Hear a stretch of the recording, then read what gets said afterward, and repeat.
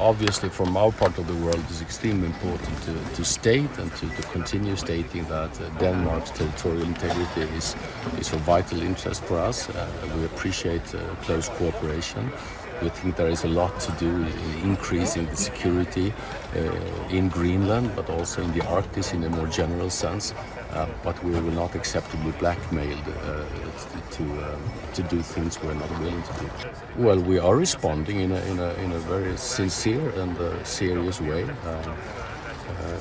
We would like to come back to serious talks on how we cooperate even closer. But Denmark needs to have the lead on those discussions because this is Danish territory. So let's see what happens today. You joined NATO not too long ago. Any regrets?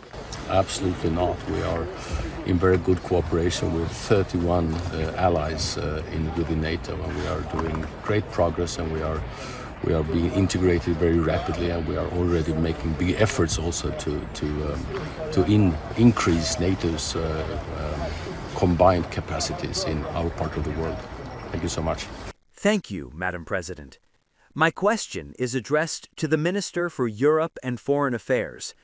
Minister, in 1945, Europe was rebuilding itself and contributing to the establishment of a new world order based on international law and the ideal of a long-awaited peace.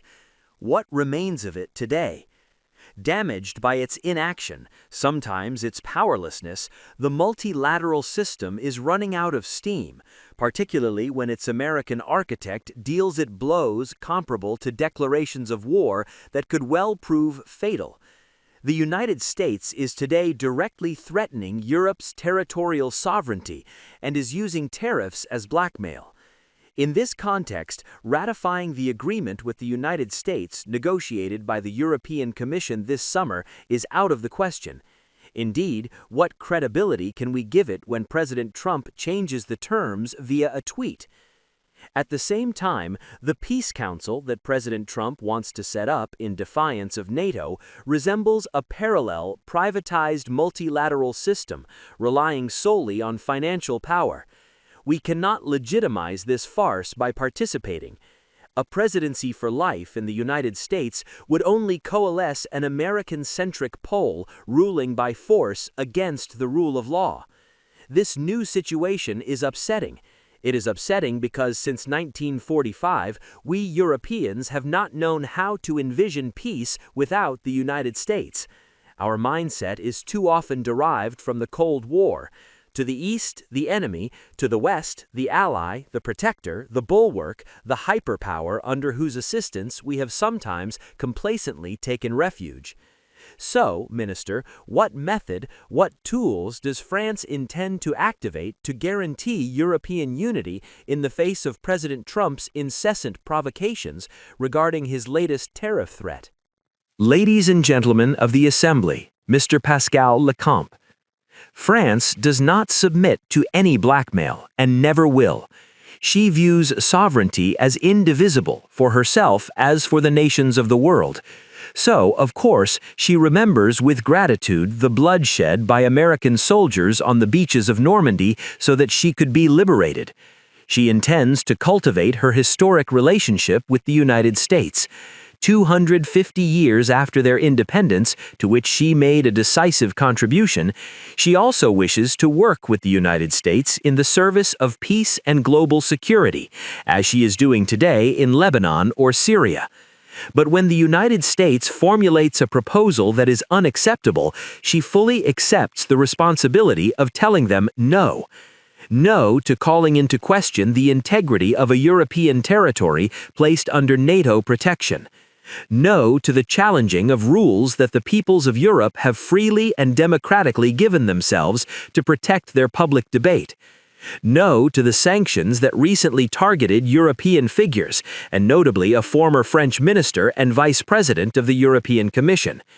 Yes to the implementation of the peace plan presented by the President of the United States, which we support without reservation, but no to the creation of an organization such as it was presented, which would substitute itself for the United Nations.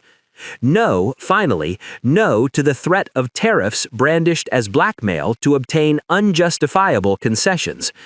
In this context, France supports the suspension of the trade agreement with the United States, sought by the European Parliament. And if coercion were to materialize, then Europe would draw all the consequences from it.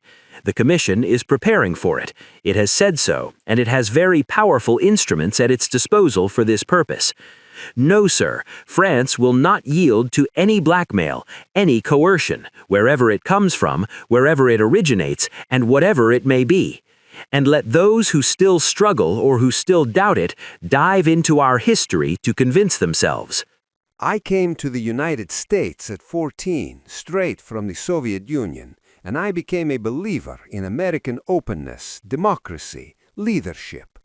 And now I speak to you as a European, as a friend. Wake up, speak up. Your leadership is undoing what America built in the last century.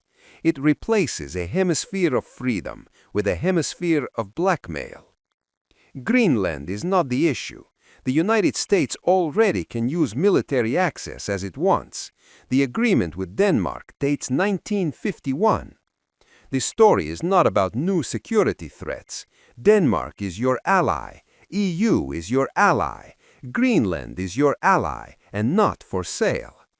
So blackmail among allies is not security. It's a betrayal.